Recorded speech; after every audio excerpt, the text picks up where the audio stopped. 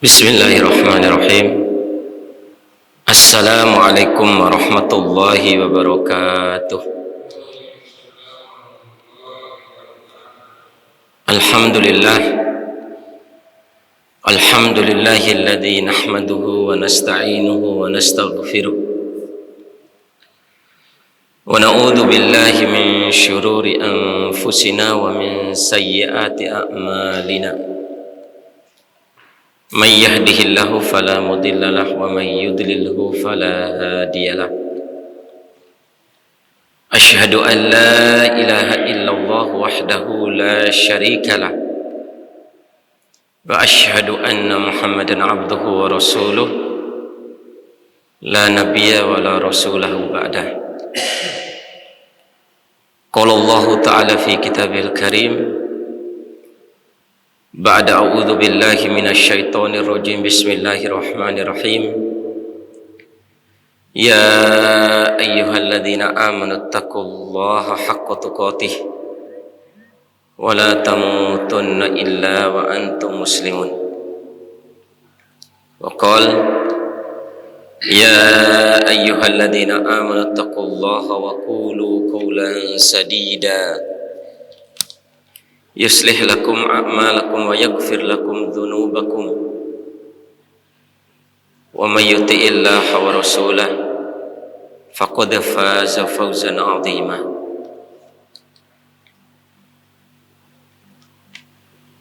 Allahumma shalli ala sayyidina Muhammadin sallallahu alaihi wasallam wa ala ali sayyidina Muhammadin sallallahu alaihi wasallam.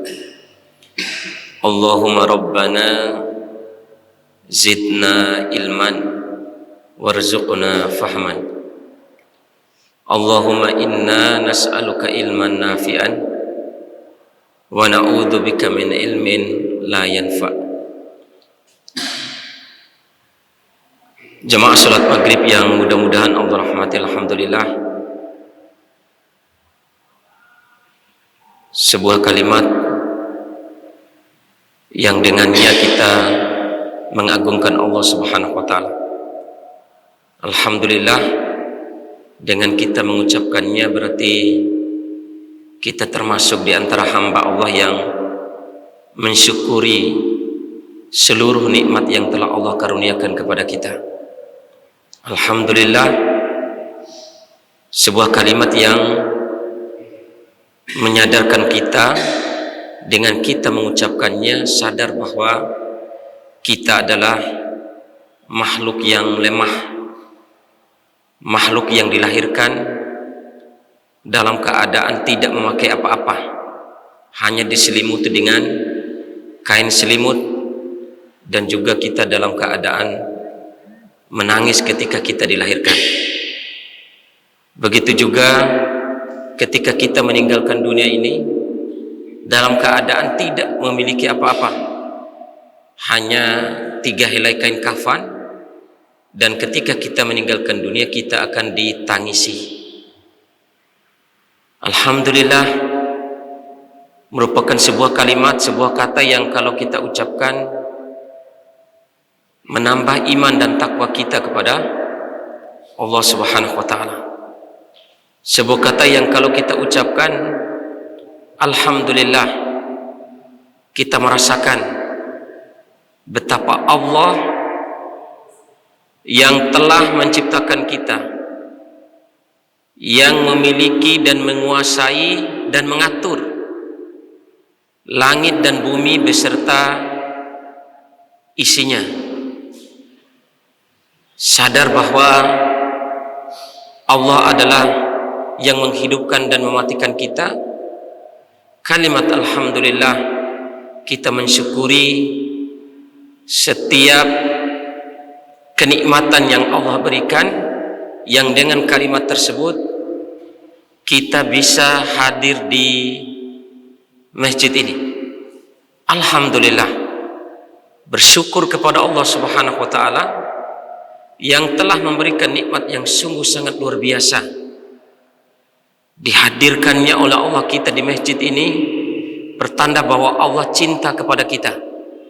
Maka lisan kita senantiasa mengucapkan alhamdulillah. Bahkan para salaf dahulu termasuk Umar ibn Khattab, bukan ketika dia mengungkapkan ini berarti dia riya, tidak, tapi mensyukuri nikmat Allah, alhamdulillah. Jadi ketika ditanya oleh sahabat-sahabat yang lain, kebiasaan para sahabat kalau menanyakan kaifa haluk, bagaimana keadaan Anda, maka dia mengucapkan alhamdulillah, pagi ini biidznillah, dengan daya dan kekuatan yang Allah berikan, saya bisa melaksanakan sholat duha. Jadi tidak mempromosikan, itu kan tergantung daripada niat. Tapi kalau kita mengucapkan alhamdulillah dengan hidayah dan kekuatan yang Allah berikan, merasa bersyukur karena Allah memberikan kekuatan kepada kita sehingga kita bisa melaksanakan sholat duha contoh. Termasuk juga pada kesempatan yang berbahagia ini, alhamdulillah bisa meringankan langkah kaki kita dengan hidayah Allah, dengan daya dan kekuatan yang datang dari Allah Subhanahu wa taala. Kita bisa menghadiri masjid ini, sholat maghrib, kemudian tidak telat, tidak masbuk, kemudian alhamdulillah kita bisa melaksanakan sholat sunnah rawatib ba'diyah maghrib. Subhanallah, itu nikmat yang sungguh sangat luar biasa. Barang siapa yang menjaga 12 rakaat sholat rawatib setiap hari, maka Allah akan bangunkan istana dia di surganya Allah Subhanahu wa taala.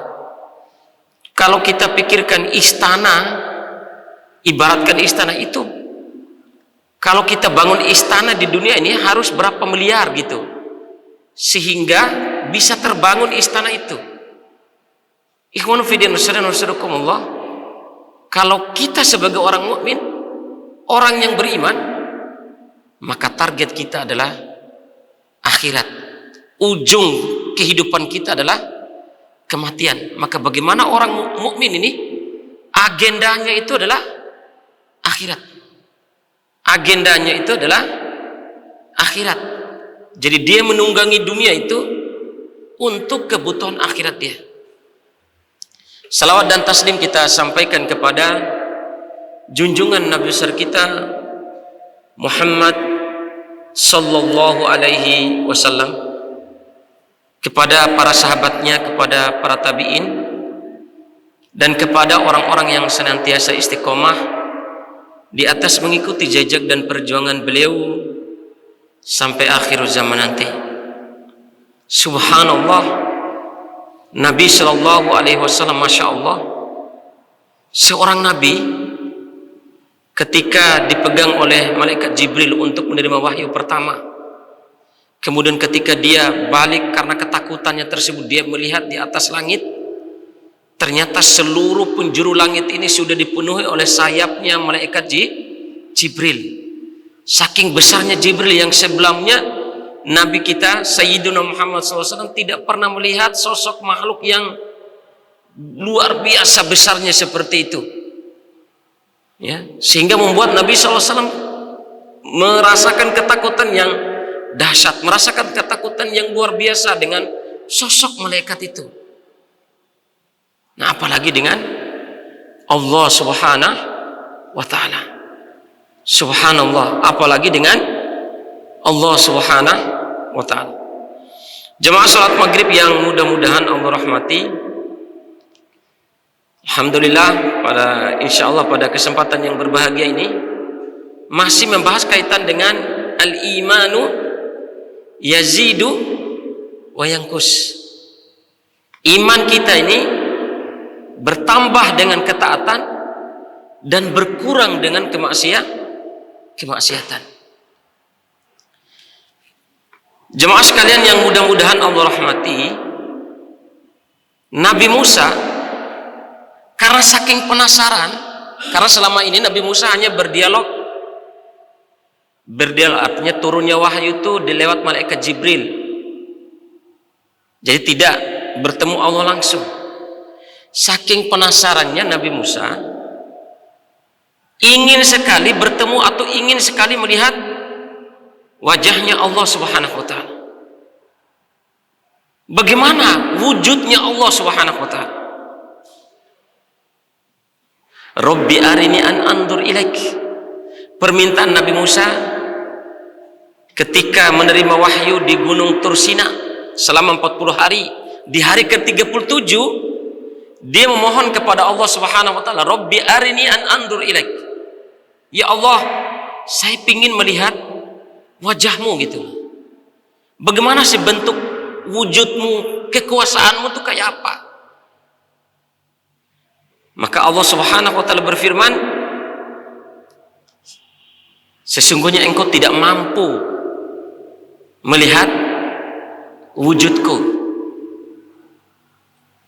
Maka untuk menjawab ini semua, Allah Subhanahu wa taala memberikan atau menghibur Nabi Musa alaihissalam, kamu lihat di sebuah bukit yang ada di Gunung Tursina itu, di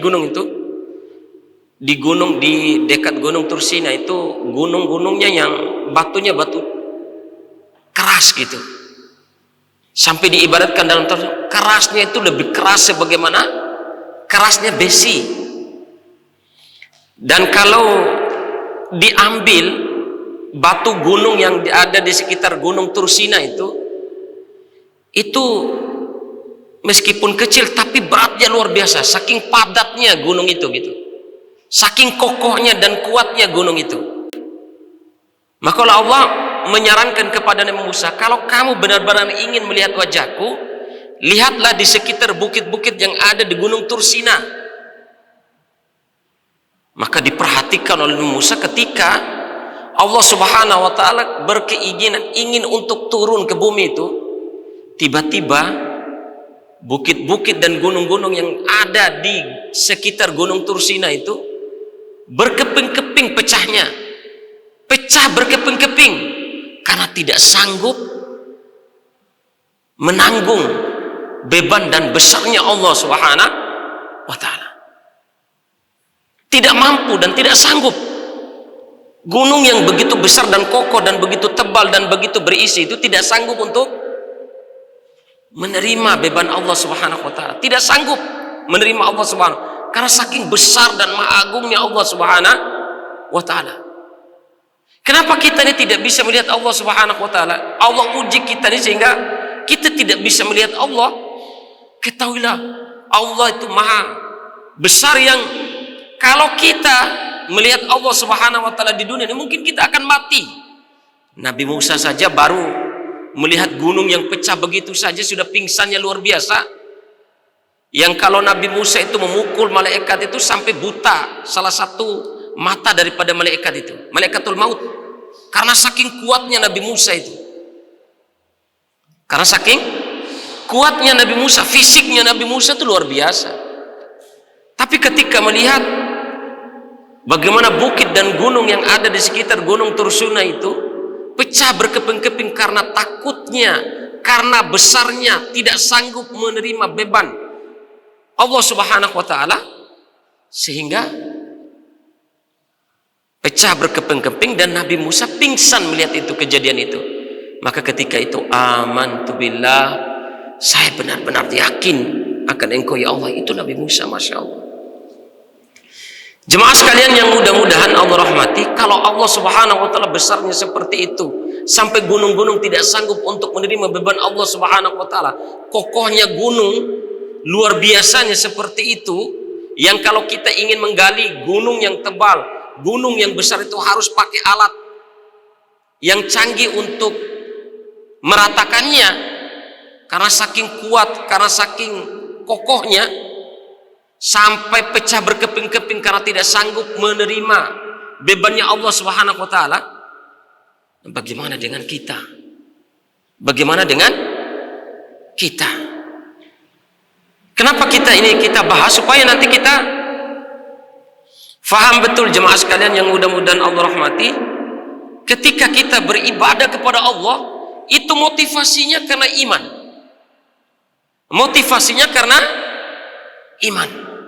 Kenapa kita ini kadang sholat atau ketinggalan sholat atau masbuk belum ada merasa bersalah atau belum merasa merugi begitu? Kalau dibandingkan dengan para sahabat dulu, bedanya, kalau mereka urusan dunia rugi atau kurang, ada yang hilang, mereka tidak merasa bersedih sedikit pun. Itu bedanya. Tidak ada rasa kesedihan sedikit pun di dalam diri mereka kalau ada urusan yang berkaitan dengan dunia mereka. Tapi jemaah sekalian, Masya Allah, kalau sampai terlewatkan sholat 2 rakaat, sholat sunnah 2 rakaat sebelum subuh, wah itu Masya Allah, nangisnya luar biasa, istighfarnya mereka sampai beristighfar dalam waktu yang lama, karena terlewatkan sholat sunnah 2 rakaat sebelum subuh. Kenapa? Sadar mereka dengan apa yang disabdakan Nabi Sallallahu Alaihi Wasallam. Mereka membaca, mendengarkan apa yang disampaikan Nabi Sallallahu Alaihi Wasallam karena panggilannya iman. Rakaatul fajri khairum minad dunya wa ma fiha. 2 rakaat sholat sunnah sebelum subuh itu lebih baik daripada dunia dengan seisinya. Tidak mau terlewatkan begitu. Tidak mau terlewatkan begitu saja. Sampai dalam urusan misalnya, saking mereka para, misalnya Imam Malik, ini bukan para sahabat tapi tabi'in ya, Imam Malik itu kalau ingin menyampaikan sebuah hadis, saking bagaimana pakaiannya itu bisa bernilai ibadah, minyak wanginya itu bisa bernilai ibadah, maka dia mandi dulu. Kenapa? Karena yang dia sampaikan ini adalah sejujur-jujurnya perkataan setelah Al-Quran. Wahyu yang kedua setelah Al-Quran. Maka dalam rangka untuk memuliakan apa yang dia sampaikan ini, dia mandi dengan sebaik-baiknya mandi. Kemudian dia memilih pakaian yang sebaik-baiknya pakaian, serapi-rapinya pakaian. Dan dia memilih minyak wangi yang sebaik-baiknya minyak wangi, dalam rangka untuk menyampaikan beberapa hadis Nabi Shallallahu Alaihi Wasallam. Sehingga apa? Ruang lingkup ibadahnya itu semua bernilai ibadah. Panggilannya, kalau orang yang panggilannya karena iman, jemaah sekalian, dia tidak akan menyia-nyiakan segala perkara meskipun perkara itu mubah. Meskipun perkara itu mubah. Contoh seperti tadi pakaian, mubah kita berpakaian ini, mubah jemaah sekalian. Tapi kalau kita berpakaian bukan, akan yang mubah ini tergantung daripada niat kita. Kalau kita berpakaian untuk pamer-pamer diri, itu jadi ajab. Pakaian itu jadi siksa bagi kita. Baju kita ini akan menyiksa kita, akan menjadi beban dosa bagi kita kalau kita salah niat. Supaya dipuji orang, ini mereknya ini, harganya segini, dalam rangka untuk memamer-mamer diri, ini menjadi beban dosa bagi kita dengan apa yang kita pakai. Tapi kalau urusannya jemaah sekalian yang mudah-mudahan Allah rahmati, ini perlunya tajdidul iman, selalu memperbarui iman, selalu meningkatkan iman ke setiap hari kita ini. Mungkin dari sisi tadi pakaian, kalau kita memakai baju, cuci baju, ya Allah, saya mencuci baju ini dalam rangka untuk bersih supaya saya bisa berpakaian untuk menghadapnya Allah Subhanahu wa Ta'ala. Saya mencuci ini supaya pakaian saya bersih, sehingga ketika saya taklim, inilah yang saya pakai. Perkara yang sederhana, kalau kita niatkan semuanya kebutuhannya untuk ibadah untuk Allah, itu akan bernilai sunnah, akan bernilai pahala. Sama jemaah sekalian, bahkan Nabi Shallallahu Alaihi Wasallam, ada dalam sebuah riwayat, ada sahabat itu sampai di masjid, dia ikat kedua tangannya, tangan yang satu ini sama tangan yang satu dia ikat sebelah ini, supaya apa? Kalau dia ngantuk itu ketarik oleh, kenapa? Dia tidak pingin dia ngantuk dalam beribadah di masjid, dia tidak pingin tidur di masjid itu 24 jam ibadah terus. Nabi SAW salahkan. Ya, Nabi SAW menyalahkan itu. Sesungguhnya saya adalah orang yang paling mulia, orang yang paling bertakwa, orang yang paling beriman, orang yang paling dekat dengan Allah Subhanahu wa taala. Tapi saya ibadah, saya juga tidur. Ya.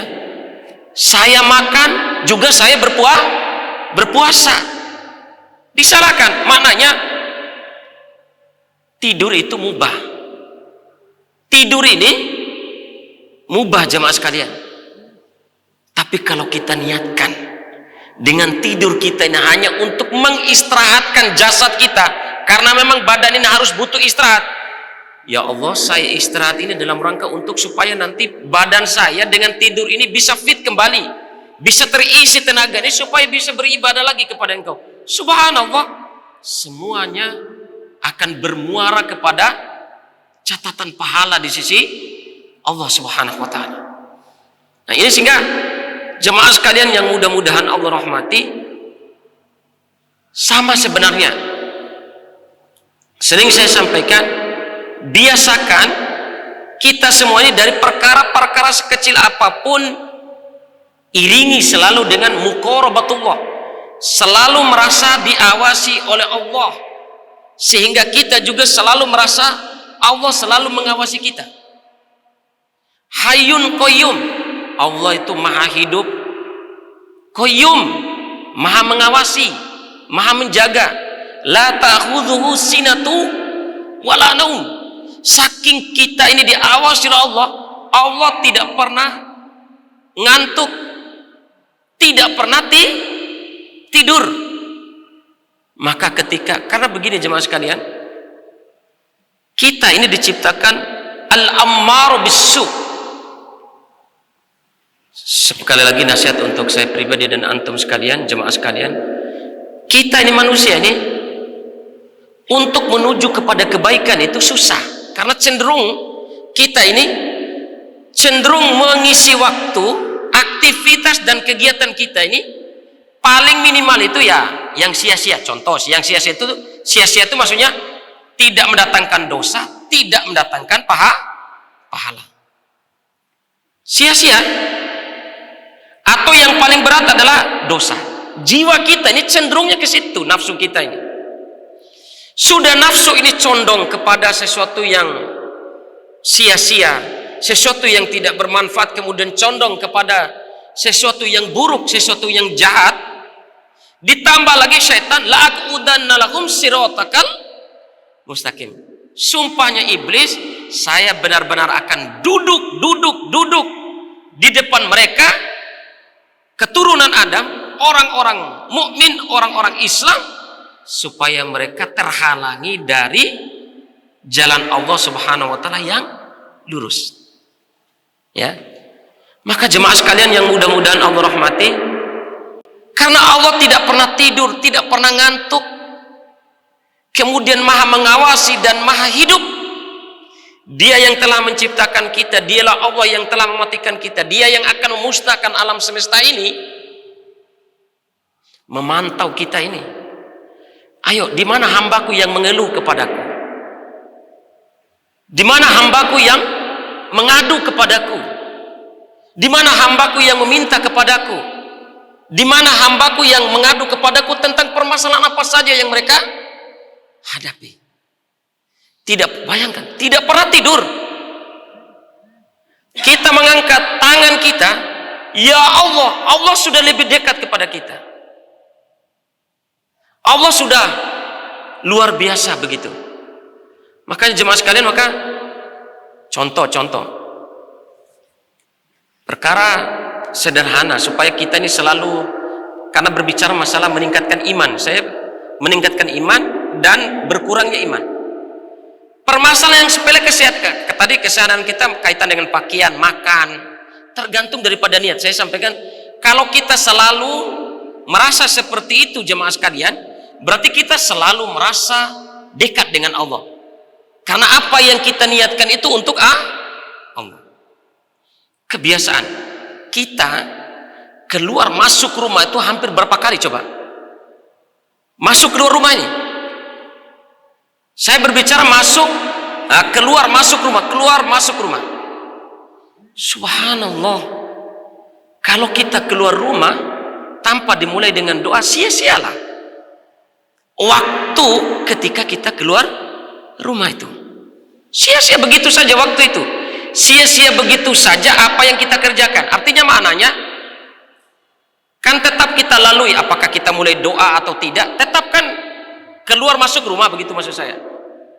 Alangkah luar biasanya mempraktikkan sesuatu yang mendekatkan diri kita kepada Allah, sesuatu yang membuat hati kita ini lain, tunduk dan tenang ketika kita selalu mengingat Allah. Di antara yang selalu mengingat Allah yaitu berdoa.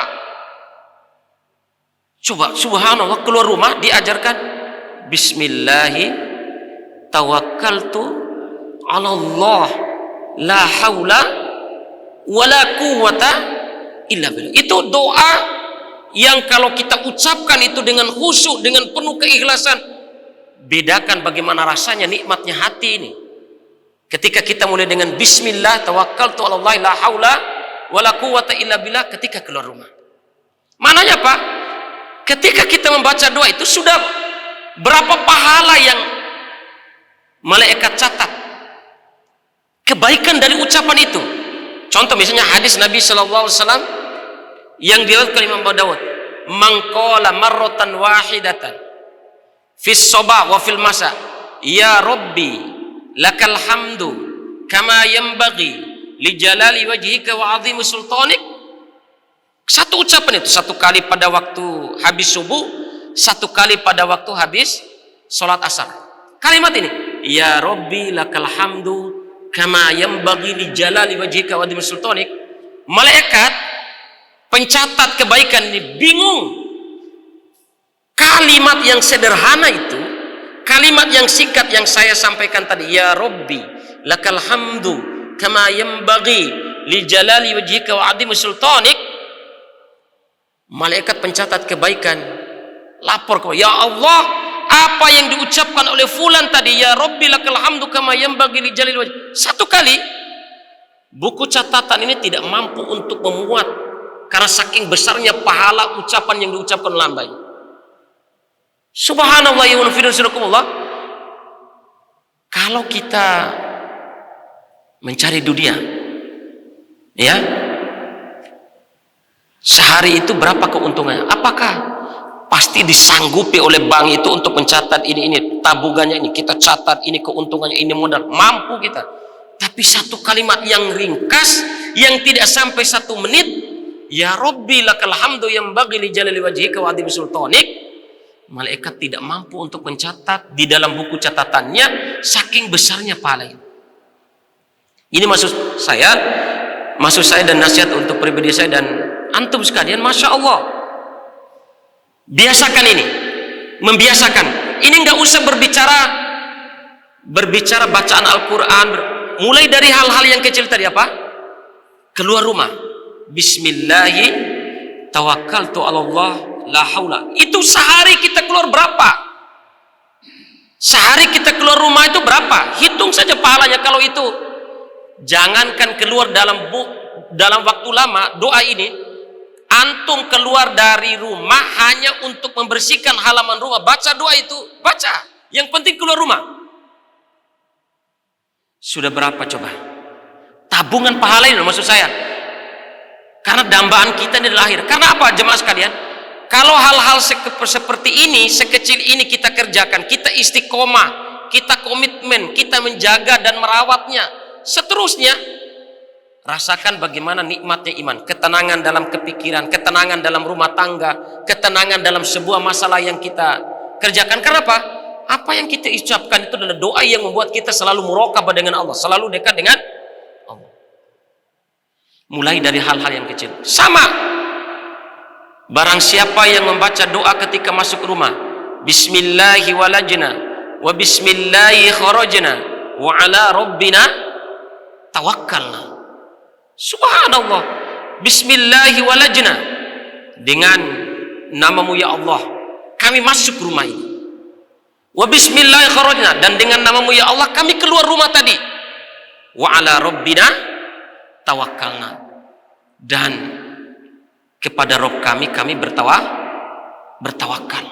Tawakal, masuk rumah tawakal, urusannya kepada Allah Subhanahu wa taala.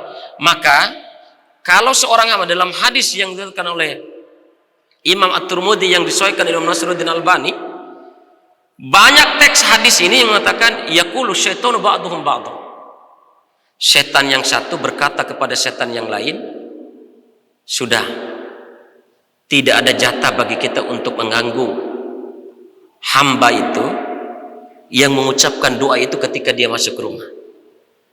Sudah tidak ada kuasa bagi kita, sudah tidak ada lagi jalan bagi kita untuk mengganggu dia, karena dia sudah pasrahkan apa yang terjadi dalam rumah itu kepada Allah.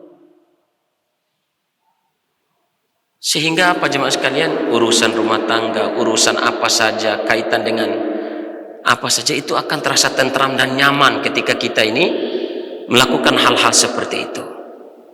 Sama ketika doa masuk masjid, subhanallah, ketika doa keluar masjid, yang 5 waktu kita masuk di sini, yang 5 waktu kita keluar dari sini, baca doa Allah, itu luar biasa loh. Kan kadang kita tidak mampu berdoa terus begini terus di waktu sholat tahajud, di waktu masuk masjid, Allahumma ftahli abwaab rahmatik, ya Allah bukakanlah untuk saya pintu-pintu rahmatmu. Masya Allah. Doa keluar masjid, Allahumma inni as'aluka min fadlik, ya Allah saya memohon kepadamu karunia dan keutamaanmu. Bisa karunia dan keutamaan kaitan dengan bertambahnya iman dan takwa kita kepada Allah, bisa makna karunia dan keutamaan Allah keluar dari masjid ini. Berikanlah rahmat dan keutamaanmu, rezeki yang tidak disangka-sangka, karena Allahumma inni as'aluka min fadlik. Kadang kita ini mengandalkan sesuatu yang menjadi hasil usaha kita, yang menjadi hasil pemikiran kita, tanpa kita memikirkan bagaimana hubungan kita dengan Allah Subhanahu wa taala. Yakin dengan apa yang kita ucapkan, sehingga bagian daripada itu semua adalah isinya doa kepada Allah Subhanahu wa taala. Nah, bagaimana kalau setiap masuk masjid doanya seperti itu, keluar masjid doa seperti itu? Subhanallah. Seringnya kita berdoa kepada Allah, sering terusnya kita berdoa kepada Allah, semakin Allah cinta dan semakin Allah dekat dengan kita. Jemaah sekalian yang mudah-mudahan Allah rahmati, yang dijaga oleh kita adalah kalau kita susah menikmati khusyuknya sholat, dari takbiratul ihram sampai salam, susahnya kita bangun cepat ketika sholat subuh, sehingga susahnya kita merasa kehilangan 2 rakaat sebelum sholat subuh, susahnya kita melaksanakan sholat sunnah qobliyah atau ba'diyah rawatib, susah kita melaksanakan sholat duha, sholat tahiyatul masjid, susah. Perhatikan, jangan-jangan pasti itu adalah maksiat yang menghalangi kita dengan Allah Subhanahu wa taala. Maksiat jemaah sekalian. Apapun yang terjadi, sesuatu yang kita benci terjadi, meskipun sekecil apapun terjadi, mungkin sentunu ya. Ingat itu teguran Allah, mungkin ada dosa yang kita kerjakan. Kalau sampai istri dan anak kita ngomel berlebihan kepada kita, asa, kemudian sudah lain perubahannya istri dan anak kita kepada kita, mungkin ada maksiat yang kita kerjakan. Tiba-tiba cecok dengan istri, tiba-tiba cecok dengan anak, tiba-tiba kendaraan kita, apalah yang terjadi, mungkin ada maksiat yang ada dalam diri kita. Maksiatnya apa? Yang paling bahaya maksiat ini, Masya Allah, kalau kita tidak menikmati sholat kita, kalau kita tidak menikmati atau menganggap remeh ibadah-ibadah tadi, dari berpakaian, dari masuk masjid, keluar masjid, masuk rumah, keluar rumah, tidak mengikuti sunnah-sunnah yang, kenapa jemaah sekalian? Dari sunnah-sunnah yang kecil itu, kalau kita rutin kita kerjakan, akan mudah nanti sunnah-sunnah yang besar. Akan mudah kita melaksanakan sunnah-sunnah yang besar. Bagaimana? Awalnya memang susah, karena mungkin kita terbiasa keluar rumah tidak baca doa. Susah memang awal. Tapi kalau kita tahu kita akan keluar rumah, saya harus baca doa, Terus seperti itu, nanti lisan itu akan terbiasa. Mau keluar rumah, bismillah, tawakkaltu ala Allah. Kenapa? Kebiasaan tadi, membiasakan diri. Konsep hidup yang sungguh sangat luar biasa yang Allah berikan kepada kita. Sudah ajan?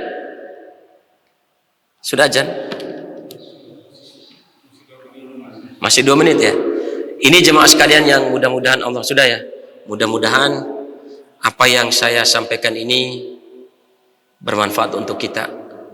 Kalau kita ingin menambah iman kita dan kita merasakan nikmat dekat dengan Allah, hal-hal sekecil apa sunnah Nabi SAW kerjakan. Sekecil apapun dosa yang kita kerjakan jemaah sekalian dan kita tidak bertaubat, itu akan menjadi penghalang antara kita dengan Allah. Dan efeknya pasti akan kita nikmati maksiat itu. Maka kalau kita susah merasakan kenikmatannya iman, banyak-banyak kita beristighfar. Astaghfirullah wa atubu ilaih. Astaghfirullah wa atubu. Berkali-kali. Astaghfirullah wa atubu. Berkali-kali. Jangan sekali, berkali. Terus. Nabi saja istighfarnya 70 kali sampai 100 kali dalam 2 riwayat.